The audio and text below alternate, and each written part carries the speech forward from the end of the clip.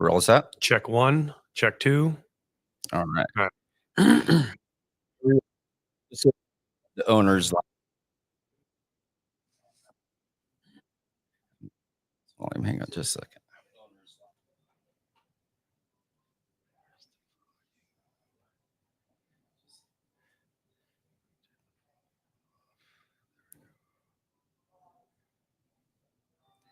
Okay, sorry about that. All good. Again, welcome everyone to the Owner's Lounge, episode 3. We are here with Mayor of the Utica, Mike Galime. Mike, how How's are it you going? doing? Thanks for asking me to be on the show. Not a problem. So a few things that we wanted to discuss today, and I wanted to discuss with you too, is if you know or not, have you heard of AHOA at all? HOA. Yes. HOA. AAHOA. No, not in that sense. So AHOA is Asian American Hotel Owners Association. Oh, okay. All right. So I've prepared a couple of printouts for you. Jerry, JJ, if you want to show the first slide. Very cool. So that is the impact of AHOA members nationwide. Mm-hmm. Okay. Nearly 60% of the hotels in the United States are run and operated by AHOA members. Okay. And you see the revenue there as well. Almost 1.4% of the national GDP is from our member hotels. Okay. That's a large amount for one industry. It is huge. Yes. I also have the New York State impact for our AHOA members. Okay. Now, in New York State, we have 43% of the hotels are AHOA member hotels. And you can see there as well the contributions that the lodging industry brings to the state. It's huge. Yes. Those are big revenue numbers, and those are great tax numbers, especially bringing the tourism dollars into our market. I don't know if you know this or not, but New York State also does a economic study of tourism throughout the state every year. Now, 2024 is not out. We'll have that out in September. It comes out. So we do have 2023. I just want to go over some numbers of that with you on here. So New York State, we did in tourism spending $88 billion in big number. Going with that too, our area directly has contributed at around X.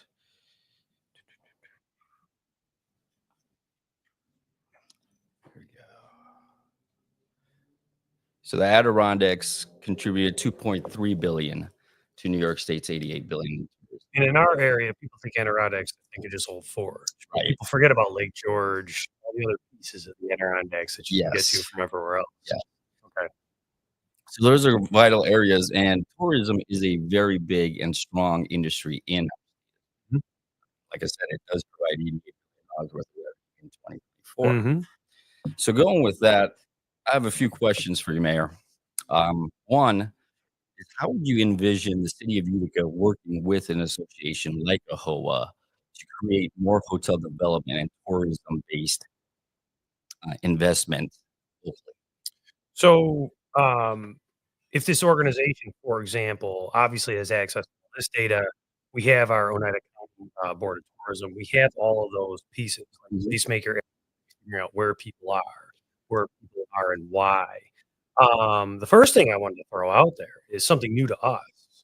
Our hotel use over the last 5 to 8 years is now being consumed by competitive games, tournaments, world games that are coming to the area. That's a big piece of it, right? Getting together with these owners and starting to work with those data sets. We always think hyper local. What could we do to advertise here? Right. One of the things I'm really interested in, because I've worked I've worked in this space, right? How do we bring people into the city, right? So think of a tournament.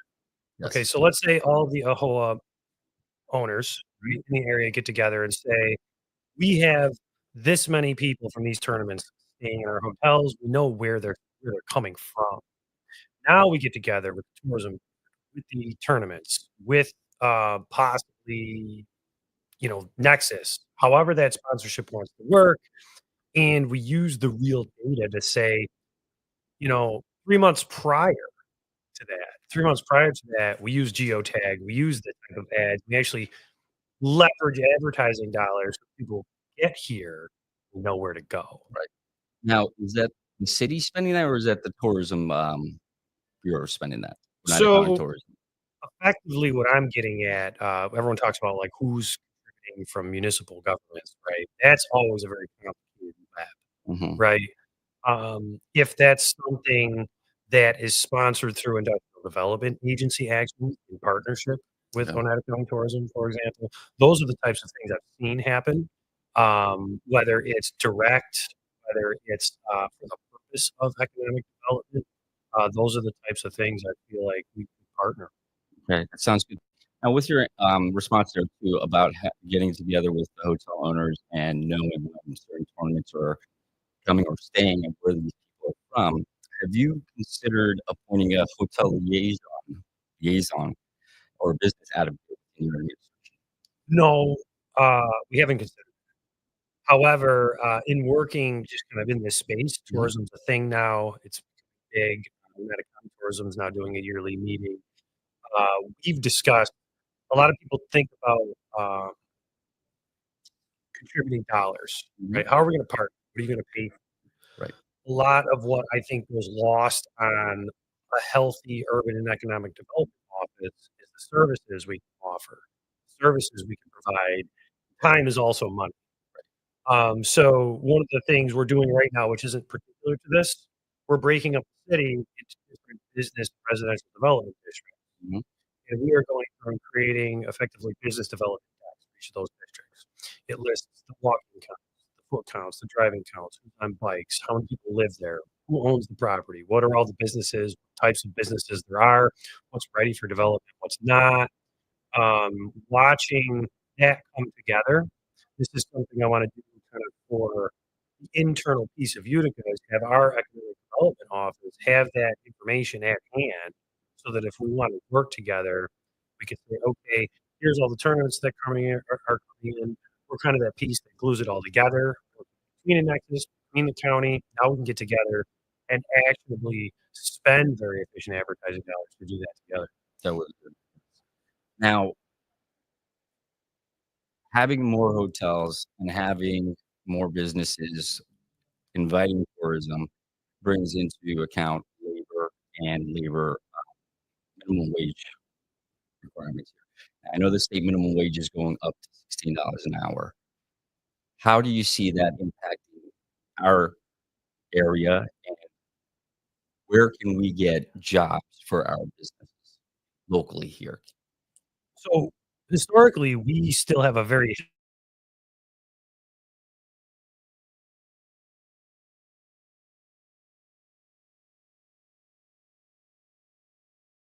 in utilizing those same services, Right. whether we are the service workers or right? So minimum is Mhm. ticking up. That squeezes all the businesses in the middle. You can't hold prices if labor is rising, Right. and if labor is mandated to rise, no one's on the backside saying that's why that's going up. The business now has to just bear the brunt of that and explain it. So the business gets squeezed in the middle. I really think it makes it more difficult. Right. It also makes it more difficult because municipalities also have to take care of the city. Right. So those same labor costs are rolling into if the parks are mowed, if the parkway's done, if abatement looks good around those businesses. Right. So it all rolls together. So if you're talking about how minimum wage impacts the economy, it squeezes the services. How can we mitigate costs a little bit to the business owners? Is there maybe an incentive program or something that we can do with employees or have certain or special employees? But I was also thinking AHOA does also have like internship and workforce development Right. incentives. So would you consider partnering up with a local high school or colleges to do internship programs at hotels for the hospitality industry? So I think it's a big missing piece. Mhm. And I'm going to take a total jump to the left here, right? St. Elizabeth, right? It's a big hospital that's now not hospital. There's still offices there. One of the things that actually was suggested when we did the original kind of put everyone in a room and figure out what we're going to do with this way too soon. I think in like 2019. It was a long time ago. One of the most interesting things was, could this become a hospitality training facility? And it was an interesting concept to think about because we have that for manufacturing, welding, police, fire, pipe fitting, electricians, everything else under the sun. So if that becomes part of a workforce development program, no different than all the other internships where something happens like that, that would definitely be something as like a mayor I would advocate for, right? Because now we become not only a tourism destination, a growing tourism industry, Right. but now we become the training facility for that. And no different than a lot of the other internships, it comes with when it's that entry level, some kind of support through those workforce development programs, like the internships, the Right. apprenticeships. So would we be able to create a workforce development program for hotels, specific hotel restaurants, hotels, so and then our individual hotels that are here in our city be able to utilize that function? So I'm not going to speak for MV or the county, for Mhm. example, but through that type of program, I think that would be a welcome addition. I know there's some of it to a certain extent, for some of the 2 degrees locally, but I don't think it's looked at as a huge driver.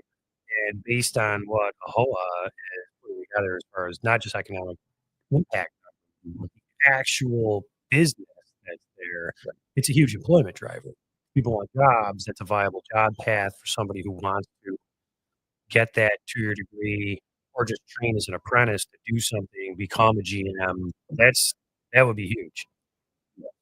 Um, so real quick, economic, you mentioned, the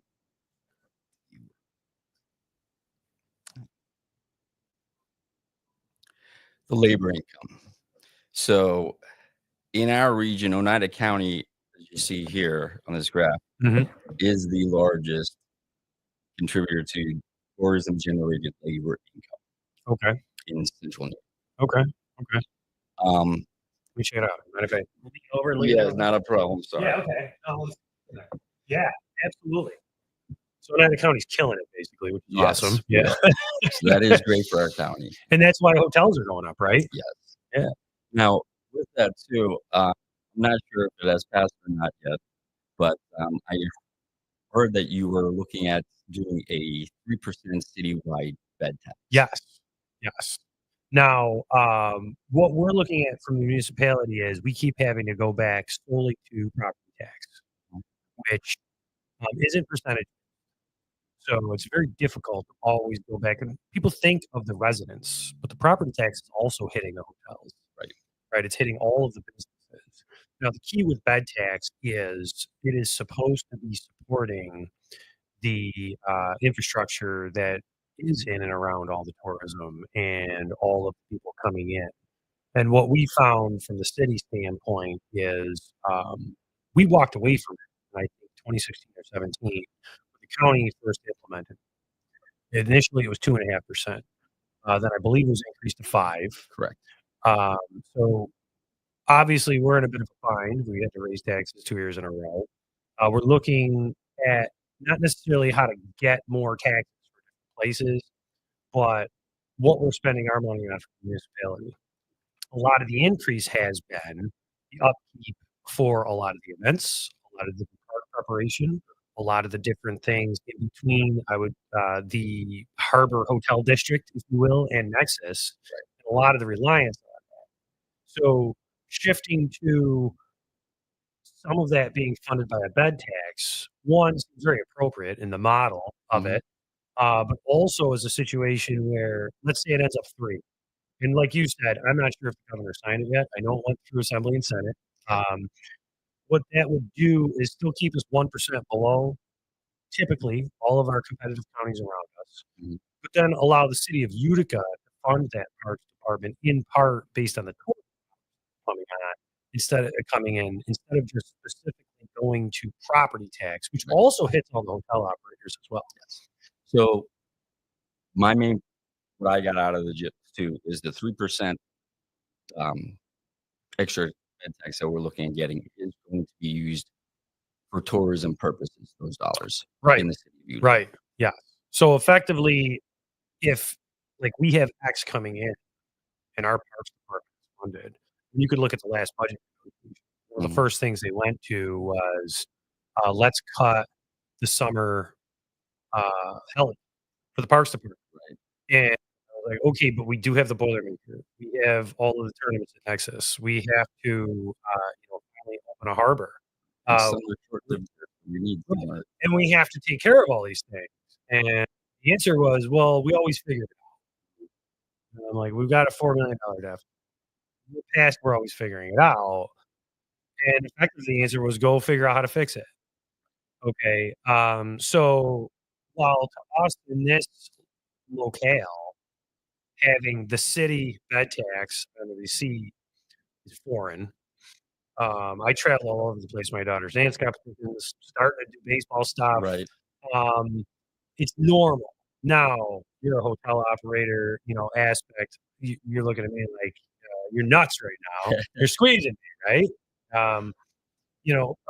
But the reality is, in the long term effect, it's going to be property tax less because what we need to do is find those revenue sources and apply them to where they should be applied based on where they should come from.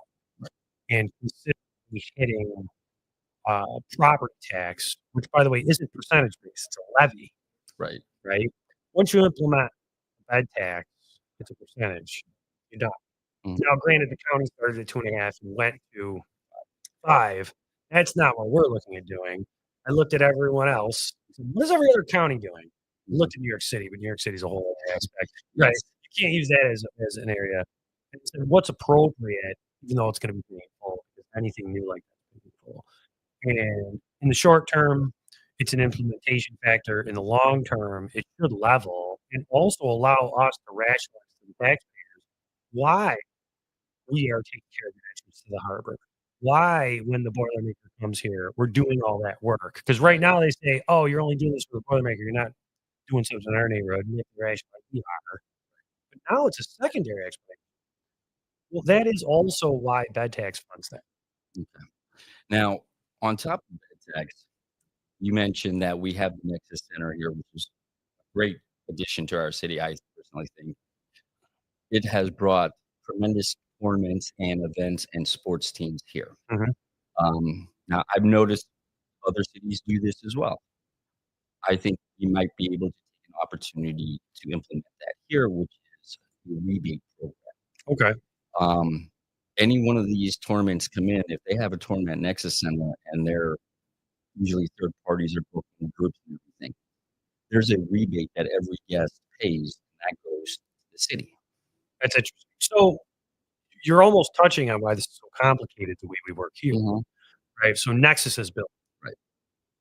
Prior to that, the Utica Mod, right, the Memorial Auditorium, which is now the Adirondack Bank Center, right, by name, blew up. Now we got the Comets. After Pioneers were like slamming the place for years, like packed, right? I was just going to Pioneers games because we're a hockey town. Now all of a sudden, Comets come. Unbelievable. Okay, now we got Nexus. He's building. That's a huge sales tax. Okay. Yes. Sales tax is going to pay for it all. Sales tax is going to pay for it all. While we get a preemption, we get a distribution of the sales tax, it's still in part coming to the city. Right. That was the issue with the bed tax situation, right? When I investigated, should we do this from a city aspect? I said, okay, should we try and work with the county and get a distribution? But think about it from the county's aspect. That now is for the whole county. How does Utica say the distribution of that? Right. That was a very complicated discussion. So Nexus is in Utica, but it's very county centric. And a lot of the funding that comes from that is county centric. Now, the county obviously is paying the debt service, right, through the audit authority.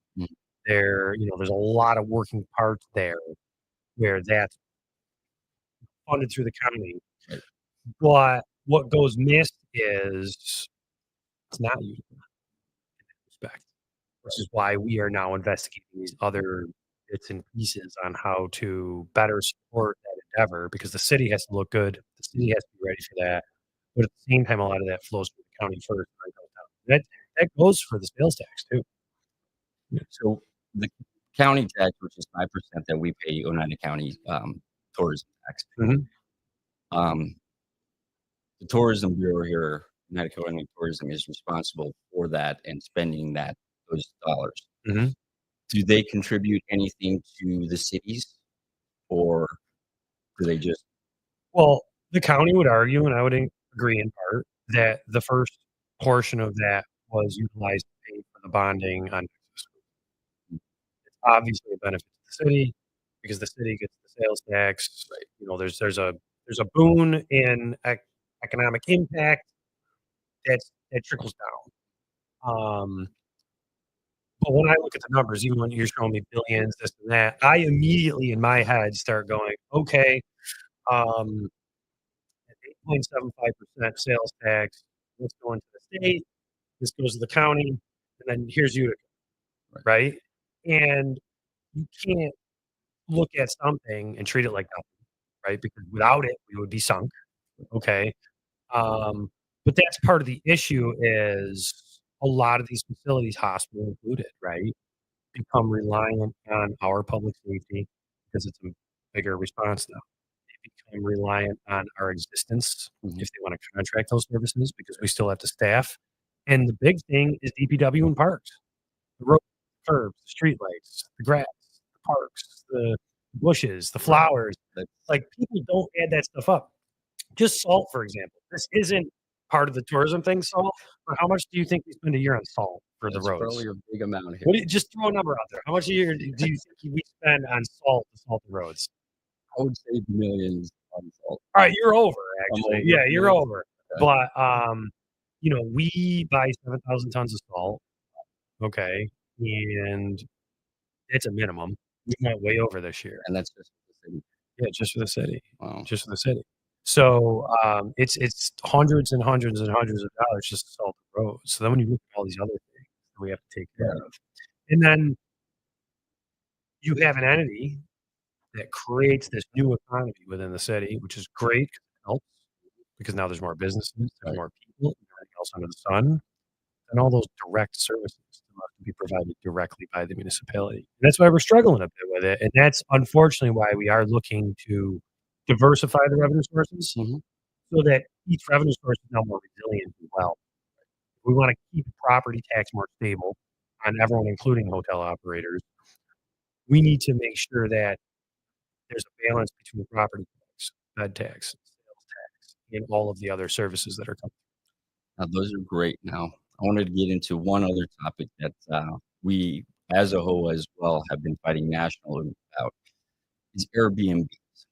Now, I know we have our number of Airbnbs in the city. The Airbnbs do not pay the county tax, the tourism tax. All right, so the you ready other for this? taxes. Yes. So I was at NICOM, New York Conference of Mayors. That's when this really became a hot topic, and this is what triggered my thought process. I had thought about it before, and that's why I was kind of like talking to the county about a distribution. Really. But then this big push came down, which we were already trying to figure out how to track them, right? Because it's just this like I know a lot of really great Airbnb operators, but for the purpose of this, I'm going to say it's like a black market of Right. You don't know who you're going to get and what. well, yeah, and my family comes in for Thanksgiving. Most of them are staying in a hotel. A couple of them stay at Airbnbs now. They love it. They got their favorites. There's a couple really wild ones here. But New York State, New York Conference of Mayors, big presentation on the fact that cities need to implement occupancy tax to effectively call it this, rein in the Airbnbs. Yes. And that's a big part of why I went down the road of this. I know the hotel operators are like, wow, didn't see that coming locally, even though I am keeping it below a lot of the competitive counties. If you want to look it up, you know, I made sure I didn't, you know, do that. But it's they're going to be charged. they have to contribute. Yes. Not only do they have to contribute, they should be contributing Yes. because they're also benefiting from all those same resources that right now only you're paying. Correct. Right? So that actually was, I would say, the main driver of why the city of Utica went down the road of implementing occupancy tax was to get all the Airbnbs on board. And then here's the thing, them paying that occupancy tax is going to then offset the fact that neighbors are calling the cops and saying, "Hey, there's some rando van next to my house. We have to go investigate it." And we find out it's Airbnb. We say, "Where are you located? Why are you registered?" So we're working through that right now, and that's actually what triggered the whole previous conversation we had. So how is the city or the state going to identify the Airbnbs? Right now, I've actually gone on Airbnb as well to put a couple rooms that I have at an apartment onto it. It's not that hard to sign up for Airbnb. There's no requirements needed on my side besides my description, bank account, and things like that. That's it. They don't ask for which county I'm in, or they know which county and that stuff I'm in, but what municipality I'm in for any tax purposes. So how is a city or a state gonna know if I registered to be on Airbnb? So it's not a matter of how well they know you did, right? It's a matter of how are we going to figure out who didn't. Right. Okay. So step one is we're working on legislation right now so that they have to register. Now, whether there's a fee, a registration fee, or an inspection, because that's also kind of why I'm a little more concerned with it. We have a residential occupancy program. So we Right. have a two-family house. It has to be inspected, make sure it doesn't run on it. So I feel like Airbnb should have a little bit different oversight. They do need to have oversight. Right now, there is virtually no oversight on Airbnb. Exactly. So we have to have a registry. Mhm. Right now at the state level, technically, I think all the counties are responsible for it if you have a the county has to have this registry. We've had some preliminary conversations on it. We want to effectively pass an ordinance that mandates that you have to register. Now, everyone can just be like, "Fine, I'm not registering." Okay. The brute force way is neighbors are calling. We figure out what's going on. You have to register. You have to inspect. Now you're listed. Now, from what I understand, what I've been told, if this is all working through VRBO or Airbnb or any of the websites, there should be a similar remittance where people pay, they pay the tax, it goes through the county, and then comes down through to the municipality like Yes. that.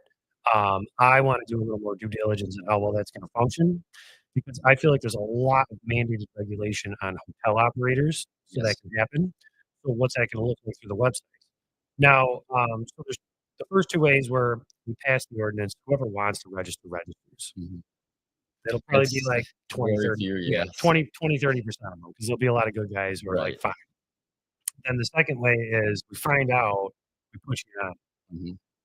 The other way is if you're going to list, you're going to be publicly listed. We're going to go through and find out who they are and send them a letter. Say you're not in compliance. You have to register.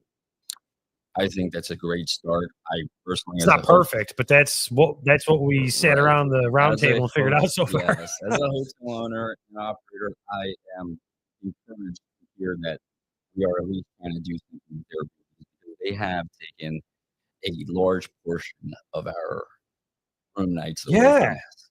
So, and then not being implemented with the same, I'm not even saying the same because they're not the same, but at least some sort of requirements or stipulations or even paying similar taxes kind of gets, Well, so it's funny, like, my first question at NICOM was, "Okay, you put occupancy tax mhm, presentation," and it was for STL, short-term rental. That's the fancy government term mhm, for Airbnbs, right? Um, I said, "So is this gonna be separate than the hotel, bed tax, if you will?" right, They said, "No. If you wanna do this, you're passing occupancy tax locally, which has to go through the state legislature, all the same stuff. So if you want to participate in regulating, if you will, mhm, a registry system that is also funded by the tax, right, of Airbnbs. short-term rentals. It's just occupancy. So that's what triggered us kind of just going down the road, and here we Right. are. So, I mean, one of the biggest things with the hotel operators, I know we have to get a certificate of occupancy from the Exactly. hotels. So is that something that we will Well, that's what I'm putting a getting at. mandate for There needs to be some Airbnbs? kind of, and I talked to a couple Airbnb operators about this. I said, "You object to us having uh, an inspection to which you are a short-term, an SDL, an SDR, Mhm. registered?" And the answer was no, because they also have their good and bad players in their market. So they don't want someone coming here and having a bad experience, 'cause now they're not gonna wanna try again and have a good experience. Mhm. And I think that'll go a long way, and that's kinda how I've been looking at it, is we have to have a level playing field. Right. I love that it's another option, but it shouldn't be this weird black market of you can come stay somewhere, Right. right? It needs to be a level playing field, and the reason it has to be a level playing field, like, I'm very free market, Republican, but very libertarian. I've always been like if you can figure out how to pay as little taxes as you can. And now here I am, I'm a mayor and trying to figure out, right? And you're trying to figure this out. And now it's become a situation of, if you're regulated and providing a very small service, Mhm. and these people are not regulated, benefiting from all of the other things, some of the things to which you're supporting Directly, yes. through the bed tax directly, Yes. then that's wrong. Yes. That's not a level playing field, right? And I feel like in this country, for example, um, free market's more about having the ability to operate uh, equivalently, Mhm. right? And right now, it's not equivalent. No. And, with the amount of Airbnbs that are there, I know Airbnb actually came out and is nationally supporting the Summer Olympics in LA. Right, and we've got the Special Olympics coming in Yes. June next year. We just announced, Yes, that is gonna which be isn't very going to be huge. right. I mean It's not going to be huge like the Olympics, like right, right. like the international, but it's been huge for us for 3 years in a row, and I have to imagine that's been, and I said it actually at the press conference. I said, "This is another one of these events that we are absolutely happy to support because Mhm. it's bringing people to the city to stay in the hotels, to eat in the restaurants, to enjoy our community." But comes with everything. Yes. So, I definitely like the fact that you are keeping an eye on the Airbnbs and hopefully we bring them to the same table and the playing field, at least regulations-wise. I'm glad you asked and it arrived at that, because that was the trigger point of why we actually kinda went after it, if you will. Mhm. It wasn't, "Hey, can you tax the hotel?" The conversation was, "We have to figure out how to deal with guests." So, when you went to the city, it was a mayor's conference, so mayors throughout the entire Right, so state? New York Conference of Mayors, you could look it up on Google, it's Mhm. NYCOM, right? Has multiple different sessions throughout the year. We started participating as a municipality, for the first time in, I think, 12 years, when I became mayor, 'cause it's important. Um, the different sessions focused on different issues that Mhm. cities see, different things that need to be resolved, or different ways you as a mayor can work with your legislative bodies at the state, county, or local, like the council level, to solve problems, deregulate things if need be, um, address industries that are not addressed, Yes. like the Airbnbs. Right. In each one of those sessions, one might be based on legislative action, public safety. The one in the fall is heavily focused around finance. So what we did, I go to one or two of them a year, but then the one that might be more based on finance, I had our budget director go to all those training sessions to keep the knowledge on that. So like all of our different like knowledge bases, whether it's economic development or budgeting and Mhm. finance or engineering, we're engaging in NICOM with every single other municipality, and that's what's key. You go there, it's almost like a sit down for a minute, like being John Malkovich, because Right. everyone's mayor. Yes. So it's like, "Hey, mayor. Hey, mayor. Mayor, mayor, mayor." But that's what it is. You get together and sit in a room with all the other peers and discuss how you're solving similar issues and how you're trying to make your community better for everyone who participates in it. Excellent. I just wanted to get out there for our viewers real quick what Mayor has mentioned about that meeting. The last one they were at and discussing the compliance issues of Airbnbs. So your mayors know about this. Talk to your local mayors and have them. Mike is doing a great job here with us, having them register their Airbnbs. See if they can start something in your cities as well. That was great, Mike. And are we still live? Yes. We're still live. So an important thing to all the other mayors who might be listening, because a lot of them were there. Mhm. Okay. Nikon's a resource. So we currently have sample legislation from them that we're refining to fit our locale. Right. So, working through NICOM for the New York Conference of Mayors, which I'm giving them a huge plug, because when you see a new problem like this, they're right there to assist disability. Mhm. And anyone could go to the website and see those resources. Excellent. One real quick question for you too, to see. Ahoy is pushing for legal tools to help small hotel owners advocate for lawsuits. There's been a lot of frivolous lawsuits that go on through hotels because they know that we're insured pretty heavily and things like that. And I was talking with Senator Joe Griffo about this as well on the last podcast. Is would you, city-wise, be for a tort reform on certain frivolous lawsuits or contracts that might come up? Listen, tort reform in general, absolutely necessary because you should see the amount of lawsuits we have. Now, I think the issue is how they are parsed. Okay. It's amazing what falls through the cracks as far as people who are just clearly lawsuit trolls. Mhm. And if that's what you're regarding, I don't know what the solution is. I don't know how to solve it, but allowing or giving the ability for courts to have law on how to rein in kind of lawsuit trolls, pattern behavior, Right. that clogs the system. It slows down the court system. And it's malicious use of a system so that if somebody actually does need to sue for the right reasons, it takes them forever to get help. So I think that's a good driver for it, as far as the thought process, right? Because you go and say, "Oh, well, if you rein in a bunch of trolls who are literally filing lawsuits by looking up who's insured and somehow filing lawsuits for 20% more than they're insured for," Right. it's a game to them, Yes. right? Another viewpoint's gonna be, yeah, but if you don't let them do that, the two people who need help, no, we need to start looking at pattern behavior because lawsuits are abused.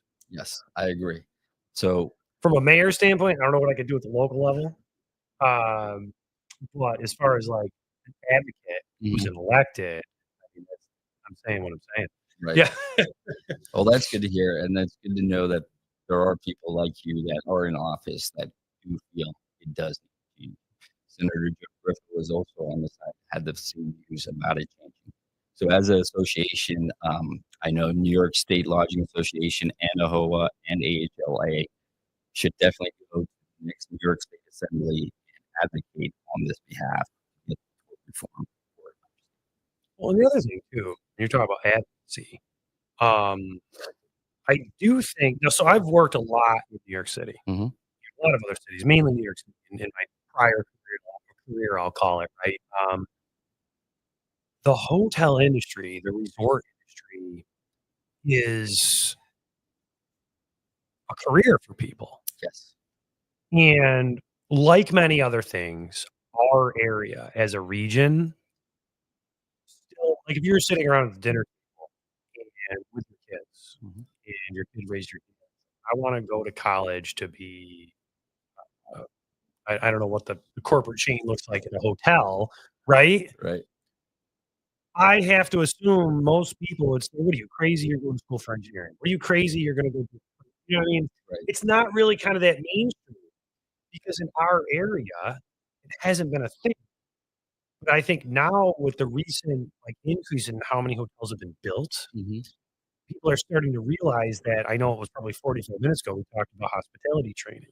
Right. This is a real thing. It's a career path. Yes. It's a career path where it's not minimum wage. It's you start here, you end up a lot. You end up the assistant manager. You end up walking up a corporate training can be a GM, Yes.